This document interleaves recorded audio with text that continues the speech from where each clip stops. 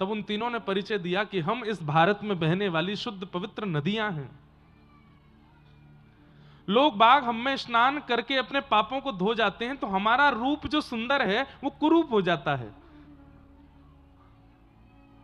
तब अपने उस लोगों के जो पाप हमारे अंदर आए हैं उनको नष्ट करने के लिए हम भारतवर्ष के आश्रमों में जाते हैं और वहां जाकर के गुरुजनों के, वयोवृद्धों के जो चरण रज है उसको अपने माथे से लगाते हैं, तो उससे हमारे जितना भी कुरूपता है, जितने भी लोगों के पाप भीतर आए, सब नष्ट हो जाते हैं।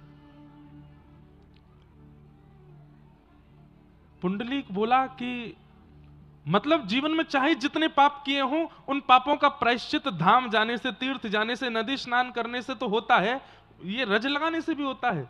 तब वो तीनों नदियां बोली कि धाम जाने से, तीर्थ जाने से, नदी स्नान करने से होगा, यह भी कंफर्म नहीं है, लेकिन घर में विराजमान माता पिता और सदगुरु के नित्य चरण रज लगाने से तो नित्य पाप नष्ट होते हैं।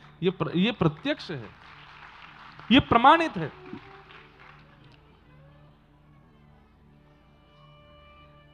हर की पौड़ी पर इतनी भीड़ लगती है हरिद्वार में, क्यों? पाप चले जाते हैं वहां स्नान करने से। गंगा पापम शशि तापम धन्यम कल्प तरुस तथा, ये बात बिल्कुल सिद्ध है कि गंगा पाप मुक्त करती हैं, परंतु वहां आपको संकल्पित होना पड़ेगा। हे गंगा मैया, मैं आप में डुबकी लगा रहा हूं, मेरे पापों को मुक्त कर दो। मैं संकल्प देकर के कहता हूं कि मैं पुनः पाप नहीं करूंगा, तब गंगा आपके पापों को निवृत्त करती है।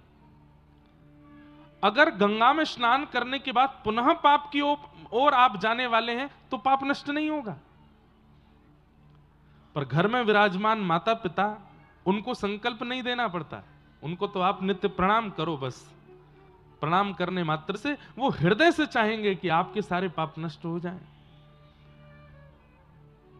पुंडलीक समझ गए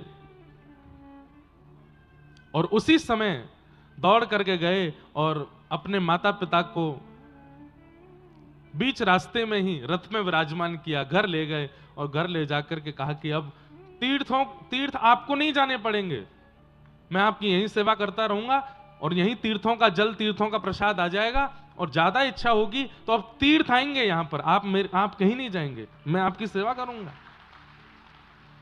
और माता पिता को घर पर लेकर के इतने परम भक्त हो गए पुंडलीक, चरण दबाते हैं, भोजन कराते हैं, स्नान कराते हैं, उठाते हैं, बिठाते हैं, खिलाते हैं, इतनी सेवा की अपने माता पिता की, मतलब जैसे कोई व्यक्ति अपने ठाकुर सेवा में रत रहता है, ऐसे पुंडलीक अपने माता पिता को ही विट्ठल और रुक्मणी मान करके